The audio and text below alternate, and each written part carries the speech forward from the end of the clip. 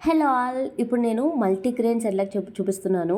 ఇది మనం ఉగ్గు అంటాం కదా, అది ఇంట్లోనే ఈజీగా ఎలా తయారు చేసుకోవాలనేది, నేను ఎలా తయారు చేసిన అనేది చూపిస్తున్నాను. సరే, నేనైతే ఒక గ్లాస్ రైస్ తీసుకున్నాను. పెద్ద బౌల్ తీసుకొని ఒక గ్లాస్ రైస్ వేసుకొని చిన్న టీ గ్లాస్లో మినపప్పు, కందిపప్పు, పెసరపప్పు అండ్ గోధుమలు, ఎర్ర కందిపప్పు వేసి గోధుమలు యాడ్ చేశాను. మీకు కావాల్సిన సోలు కూడా యాడ్ చేసుకోవచ్చు. పెసరపప్పు అన్నీ వేసాం కదా. ఈ 5 గ్రెయిన్స్ వేసిన తర్వాత అదే గ్లాస్కి సగానికి జీడిపప్పులు, బాదం పప్పులు వేసి ఒక స్పూన్ వాము, ఒక స్పూన్ జీలకర్ర వేయాలి. వేసాక మంచిగా అది మిక్స్ చేసుకోవాలి. మిక్స్ చేసిన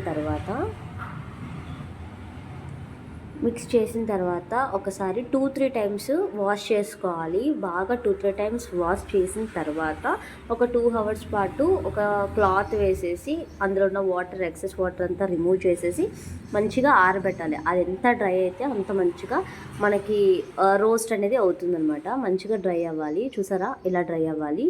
అయిన తర్వాత కొంచెం కొంచెంగా ప్యాన్లో వేసుకొని అది రోస్ట్ చేయాలి. కానీ కాజు, జీడిపప్పులు అనేది మాడకుండా చూసుకోవాలి. అప్పుడే మనకి ఆ ఫ్లేవర్ అనేది వస్తుంది. ఇది మంచిగా ఒక 10 మినిట్స్ పాటు మంచిగా రోస్ట్ అయిన తర్వాత మంచి అరోమా వస్తుంది. అప్పుడు తీసి పక్కన పెట్టుకొని చల్లార్చాలి. మంచిగా చల్లారిన తర్వాతనే అది మనం గ్రైండ్ చేసుకోవాలి. ఒక 15 మినిట్స్ ఆగితే పూర్తిగా చల్లారిపోతుంది. అప్పుడు కొంచెం కొంచెంగా తీసుకొని మిక్సీ పట్టాలి. మిక్సీ గ్రైండ్ చేసుకున్న తర్వాత అది మనకి ఫైన్ పౌడర్ రాదు. సో అప్పుడు మనం జల్లించుకోవాలి. అప్పుడు మనకి ఫైన్ పౌడర్ అనేది వస్తుంది. ఇలా వచ్చిన పౌడర్ని 8 కంటైనర్ జార్లో స్టోర్ చేసుకుని ఉంటే చాలా డేస్ వరకు స్టోర్ అయి ఉంటుంది. నాకు ఇంత క్వాంటిటీ వచ్చింది. సరే, ఇప్పుడు ప్రాసెస్ చూసేద్దామా.